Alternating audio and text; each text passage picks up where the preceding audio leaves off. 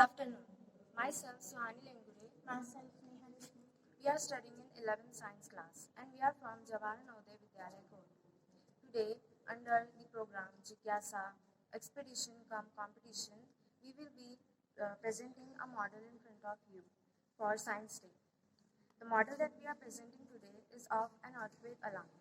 We were inspired to make this alarm after watching a movie based on earthquakes.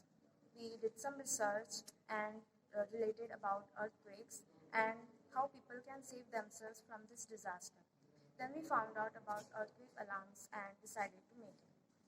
The mechanism of this model is in this way. When we turn on the switch and the nut bolt attached to the copper wire starts moving due to vibrations caused by earthquakes, the circuit gets closed when the copper wire touches the safety pin. And then the buzzer starts making sound and the LED light starts glowing. To make this model, we used a 9-volt battery, a switch, 2 LED lights, wires, a buzzer, a nut bolt, and cardboards. So this was the end of today's our presentation. Thank you.